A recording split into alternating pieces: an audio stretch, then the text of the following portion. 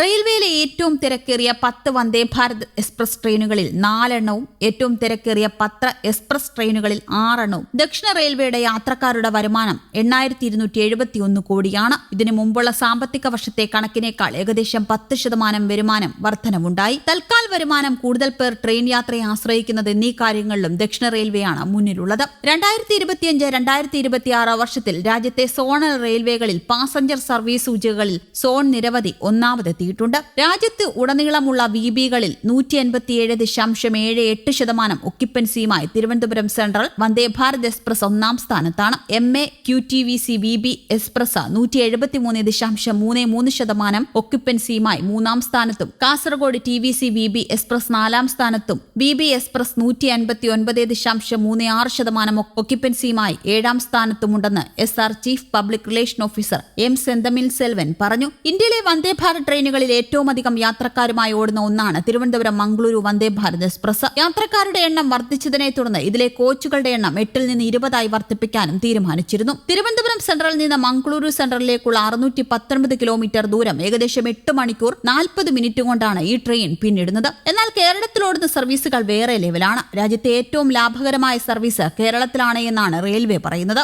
2019 തുടങ്ങിയ ഈ ട്രെയിൻ 2026 എത്തി നിൽക്കുമ്പോൾ 150-ലധികം സർവീസുകൾ നടത്തുന്നുണ്ട്. ഏറ്റവും കുറഞ്ഞ സർവീസ് നടത്തുന്ന സംസ്ഥാനങ്ങളിൽ ഒന്നാണ് കേരളം. ആകെ 3 വന്ദേ ഭാരത് എക്സ്പ്രസുകളാണ് കേരളത്തിലൂടെ ഓടുന്നത്. ഉയർന്ന ടിക്കറ്റ് നിരക്കാണെങ്കിലും എല്ലാ സീറ്റുകളും നിറഞ്ഞാണ് ഈ സർവീസുകൾ ഓടുന്നത്. അതിനിടെ ഇന്ത്യയിലെ അതിവേഗ റെയിൽ ഗതാഗത സംവിധാനങ്ങളെ ആശ്രയിക്കുന്ന യാത്രക്കാരുടെ എണ്ണം കഴിഞ്ഞ കുറച്ചു വർഷങ്ങളായി ഗണ്യമായി ഉയരുന്നുവെന്നതാണ് പുതിയ കണക്കുകൾ സൂചിപ്പിക്കുന്നത്. 2025-2026 സാമ്പത്തിക വർഷത്തെ ഔദ്യോഗിക കണക്കുകൾ പുറത്തുവന്നതോടെയാണ് ഈ വളർച്ചയുടെ വ്യാപ്തി വ്യക്തമായത്. പ്രത്യേകിച്ച് വന്ദേ ഭാരത് എക്സ്പ്രസ് സർവീസുകൾക്ക് ലഭിക്കുന്ന ജനപിന്തുണ അതിശയകരമായി ഉയർന്നിരിക്കുകയാണ്. 2025-26 കാലയളവിൽ മാത്രം ഏകദേശം 3.98 കോടി യാത്രക്കാരാണ് വന്ദേ ഭാരത് റൂട്ടുകളിൽ യാത്ര ചെയ്തത്. മുൻവർഷമായ 2024-25 ഇത് 2.97 കോടിയായിരുന്നു. ഈ കണക്കുകൾ പ്രകാരം ഏകദേശം 34% വളർച്ചയാണ് ഒരു വർഷത്തിനുള്ളിൽ രേഖപ്പെടുത്തിയിരിക്കുന്നത്. ഈ വളർച്ചയ്ക്ക് പിന്നിലെ പ്രധാന കാരണങ്ങളിൽ ഒന്ന് രാജ്യത്തുടനീളം പുതിയ വന്ദേ ഭാരത് സർവീസുകൾ ആരംഭിച്ചതാണ്. വിവിധ സംസ്ഥാനങ്ങളെ തമ്മിൽ വേഗത്തിൽ ബന്ധിപ്പിക്കുന്ന പുതിയ റൂട്ടുകൾ അവതരിപ്പിച്ചതോടെ യാത്രക്കാരുടെ തെരഞ്ഞെടുപ്പിൽ വലിയ മാറ്റമാണ് സംഭവിച്ചത്. പ്രത്യേകിച്ച് ബിസിനസ് യാത്രകൾ, ഔദ്യോഗിക യാത്രകൾ, ടൂറിസം എന്നിവയ്ക്കായി വേഗവും സൗകര്യവും മുൻഗണന നൽകുന്നവർ വന്ദേ ഭാരത് തിരഞ്ഞെടുക്കുന്ന പ്രവണതയെ വർദ്ധിച്ചു. വന്ദേ ഭാരത് സർവീസുകൾ ആരംഭിച്ചതിനു ശേഷം ഇതുവരെ 1 ലക്ഷം ട്രിപ്പുകൾ പൂർത്തിയാക്കിയിട്ടുണ്ട്.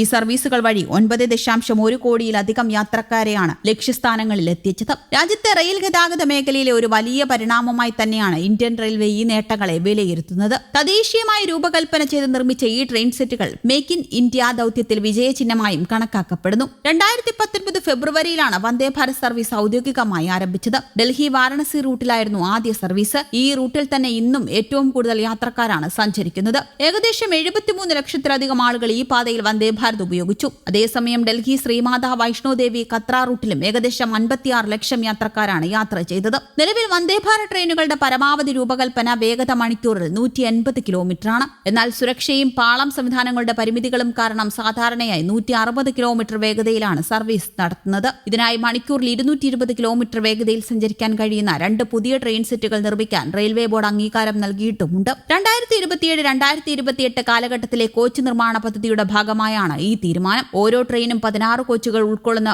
Broad gauge train സെറ്റുകളായിരിക്കും. ഈ ട്രെയിനുകൾ പ്രായോഗികമായി 200 കിലോമീറ്റർ വേഗതയിലെങ്കിലും ഓടാൻ കഴിയുമെന്നാണ് പ്രതീക്ഷ. കേരള സർക്കാർ മുന്നോട്ടുവച്ച കെയ്റെയിൽ പദ്ധതിയുടെ നിർദ്ദേശിച്ച വേഗതയുമായി സാമ്യമുള്ളതാണ് ഇത്. രാജ്യത്തെ വിവിധ സംസ്ഥാനങ്ങളിലും അതിവേഗ റെയിൽവേ ആശയങ്ങൾ കൂടുതൽ ഗൗരവത്തോടെ പരിഗണിക്കപ്പെടുന്ന സാഹചര്യത്തിൽ ഇത്തരം പദ്ധതികൾക്ക് കൂടുതൽ പ്രാധാന്യം ലഭിക്കുന്നുണ്ട്. അതേസമയം ജപ്പാൻ പോലുള്ള രാജ്യങ്ങളിൽ നിന്നുള്ള ബുള്ളറ്റ് ട്രെയിൻ സാങ്കേതിക വിദ്യ വാങ്ങുന്നത് വലിയ സാമ്പത്തിക ബാധ്യത സൃഷ്ടിക്കുന്നതിനാൽ തദ്ദേശീയമായി അതിവേഗ ട്രെയിനുകൾ വികസിപ്പിക്കുക എന്നതാണ് ഇന്ത്യയുടെ ദീർഘകാല ലക്ഷ്യം. ഇതിനകം തന്നെ മുംബൈ അഹമ്മദാബാദ് ബുള്ളറ്റ് ട്രെയിൻ പദ്ധതിയിലൂടെ അന്താരാഷ്ട്ര നിലവാരത്തിലുള്ള ഹൈസ്പീഡ് റെയിൽ സംവിധാനങ്ങളിലേക്ക് ഇന്ത്യ കടന്നിട്ടുണ്ട്. ഈ അനുഭവം ഭാവിയിലെ തദ്ദേശീയ വികസനങ്ങൾക്ക് സഹായകരമാകുമെന്നാണ് വിലയിരുത്തൽ. വന്ദേ ഭാരത് എക്സ്പ്രസ് ഇന്ത്യയിലെ റെയിൽ യാത്രയുടെ സ്വഭാവം തന്നെ മാറ്റിമറിച്ചുവെന്ന് പറയാം. യാത്രാ സൗകര്യങ്ങൾ, വേഗത, ശുചിത്വം, സാങ്കേതിക നവീകരണം എന്നിവയുടെ അടിസ്ഥാനത്തിൽ ഇന്ത്യൻ റെയിൽവേ വന്ദേ ഭാരതിന് മുമ്പും ശേഷവും എന്ന് വിഭജിക്കാവുന്ന തരത്തിലാണ് ഈ പദ്ധതിയുടെ സ്വാധീനം. ഇപ്പോൾ അതിനേക്കാൾ വേഗതയുള്ള പുതിയ ട്രെയിൻ സെറ്റുകൾ അവതരിപ്പിക്കുന്നതോടെ രാജ്യത്തെ സെമി ഹൈസ്പീഡ് റെയിൽ രംഗം ഒരു പുതിയ ഘട്ടത്തിലേക്ക് കടക്കുകയാണ്. ഭാവിയിൽ കൂടുതൽ മെച്ചപ്പെട്ട പാളം സൗകര്യങ്ങളും സിഗ്നൽ സംവിധാനങ്ങളും വികസിപ്പിക്കുകയാണെങ്കിൽ ഇന്ത്യയിൽ 200 കിലോമീറ്ററിന് മുകളിലുള്ള വേഗതയിൽ ട്രെയിനുകൾ സാധാരണയായി ഓടുന്ന കാലം